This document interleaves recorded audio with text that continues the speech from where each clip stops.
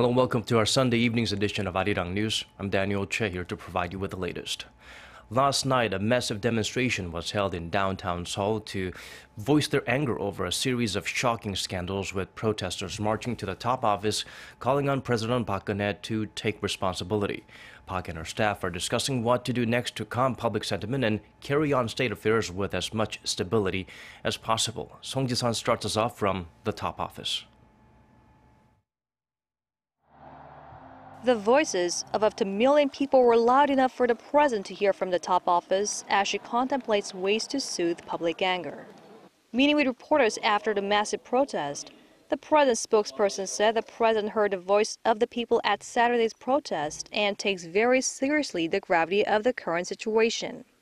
He added that the president is also deliberating over ways to fulfill her responsibilities as president and to normalize state affairs.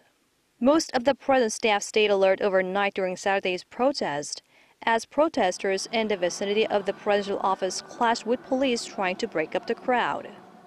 The court for the first time allowed protesters, on the basis of freedom of assembly, to march the boulevard closest to Blue House.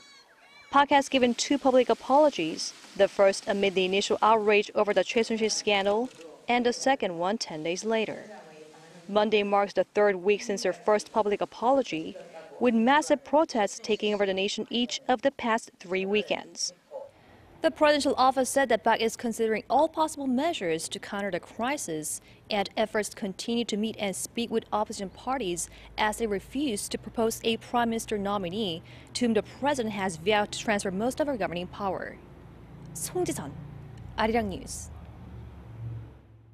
The country's prosecutors plan to question President Park sometime this week. They are waiting for the top office to respond to their request, while continuing the probe into the ongoing political scandal with a number of business tycoons summoned over the weekend. Shin Se-min keeps us up to speed with the investigations. Prosecutors plan to question President Park Geun-hye early this week. The Seoul Central District Prosecutor's Office said Sunday that it has made a request to the presidential office of Chung Hwa-dae to question the president as a witness in the ongoing political scandal involving President herself and her close confidant Choi Soon-sil. Responding to the request, the presidential office said it will need some time, at least until Tuesday, to review some of the details, like rearranging the president's schedule and appointing a lawyer. No details on exactly where or how the interview would take place, but the prosecution is sticking to the principle of a face-to-face meeting. If realized, it would be the first time in Korean history for prosecutors to question a sitting president. As the investigation expands, prosecutors have summoned business tycoons over their suspicious donations to 2 foundations, Mir and K-Sports, linked to President Park Geun-hye's confidant Choi Soon-sil. Samsung Group's heir apparent Lee Jae-yong, LG Group Chairman Koo Bon-moo, and Hanjin Group Chairman Cho Yang-ho were summoned by prosecutors for questioning on Sunday afternoon. Those business leaders are being questioned over their separate one-on-one meetings with President Park that took place in July last year, meetings that are believed to have led to them donating to the foundations controlled by Choi. Cho also faces speculation that his abrupt resignation from the position as chief organizer of the 2018 Pyeongchang Olympics was influenced by Choi Soon-sil. The prosecutor's office had also called in a number of tycoons on Saturday, including Hyundai Motor Group Chairman Chung Mong-gu, Hanwha Group Chairman Kim Seung-yeon, SK Supex Council Chairman Kim Chang-gun. Those interviews lasted until early Sunday morning. Shin Se-min, Arirang News. Meanwhile, Korea's rival parties held emergency meetings to deal with the aftermath of the massive rally demanding President Park's resignation. According to our Kim Young-gil, it appears more and more lawmakers at the assembly are leaning towards the need for a drastic change in the country's leadership.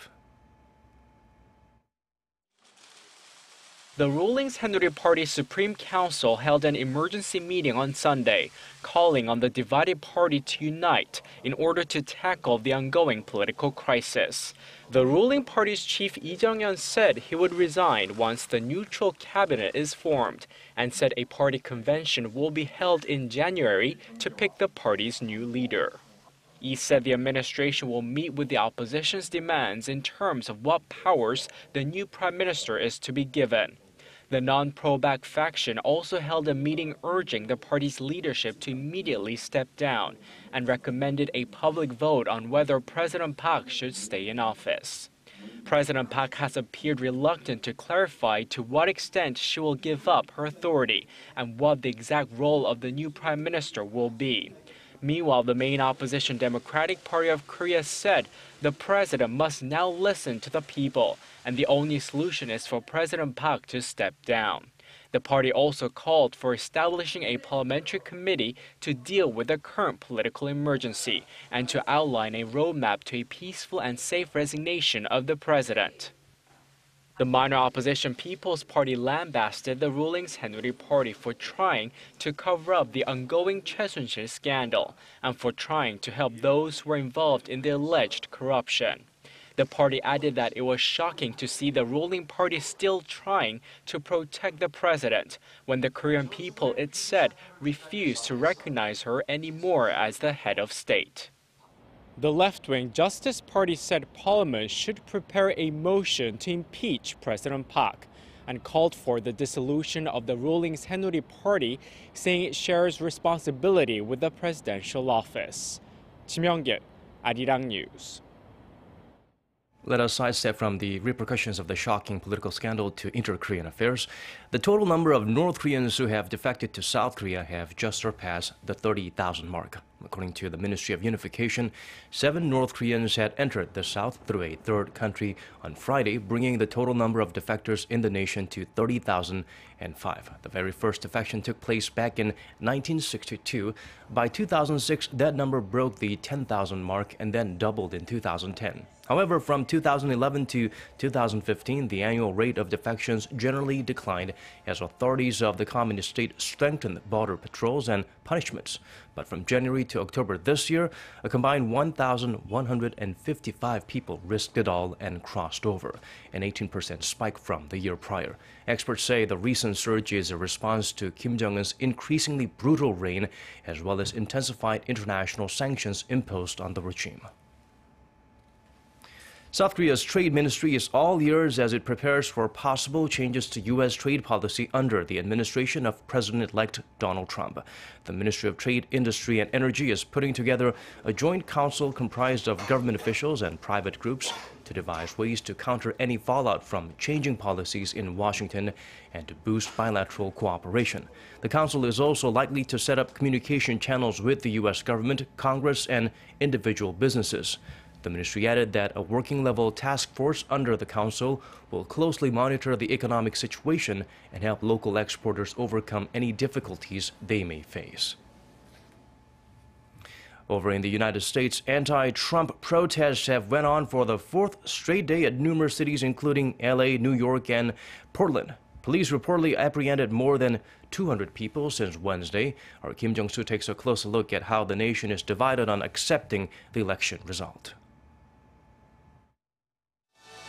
Since his election on November 8th, President-elect Donald Trump has announced some adjustments to some of his more controversial policies, such as the repeal of Obamacare, building a wall along the Mexican border, as well as banning Muslims from entering the country. He's also promised to make sure his future cabinet reflects the voice of the country. But it appears that's not enough for some Americans who have yet to accept the results of the election, as anti-Trump protests continued well into the weekend. According to the New York Times, protests have erupted in 37 cities since Wednesday, with a few rallies even resulting in violent confrontations with the police. As of Saturday, law enforcement across the nation have arrested 225 people, including 185 in Los Angeles and 25 in Portland. According to CNN, 8,000 people took to the streets of LA on Saturday local time to voice their opposition to President-elect Trump. Well, I think protests like this can't achieve anything very practical right now because he doesn't have any policy initiatives on the table. But what I think a protest like this can do is send a message to others in the country who are upset with this new president and also internationally that Americans don't support his racist, sexist agenda. I'm an immigrant. I've come to this country from South Africa. I've seen what a police state does. I've seen people oppressed, and this is like a heartbreak of the American dream for me. In New York City, a crowd of at least 2,000 people marched along Fifth Avenue, stopping just short of Trump Tower.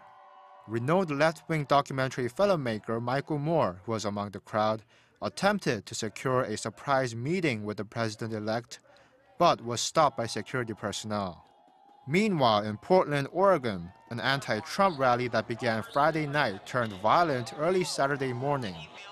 One protester was subdued by a gunshot to his leg, and 4 people were arrested. According to the Washington Post, Portland was the site of the very first anti-Trump rally, with protests reported to have taken place even before the election results were announced. Kim Jung-soo, Arirang News.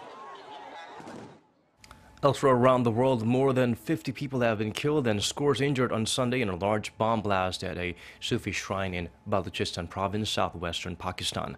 Islamic State militants claimed responsibility for the suicide attack. The explosion occurred as hundreds of pilgrims attended annual ceremonies at the Shah Noorni, about 100 kilometers north of Karachi. According to the provincial home minister, 52 people were killed and 105 others injured. But local hospitals say the death toll is likely to rise. ISIS-affiliated news agency Amaq said the attack targeted Shiites. Hardline Sunni groups regularly target Shiites and consider Sufi Islam and its shrines heretical. The province, home to a key $46 billion transport and trade corridor between Pakistan and China, suffered some of the worst militant attacks this year. Last month, gunmen raided a police academy near Quetta, killing 61 people there. Now, the weather before we go. Unless you're in Gwangju or Busan in Korea, where rain is in the forecast on Monday, you should be able to get out and soak in the beautiful autumn hue and delight your senses as you walk on blankets of crisp golden leaves. Seoul starts things off at 12 degrees Celsius, 12 in Gwangju and 14 in Dokdo. Things do warm up to 17 in the capital, 18 in both the City of Lights and the easternmost island. And now let's check out the weather conditions in your neck of the woods and around the world.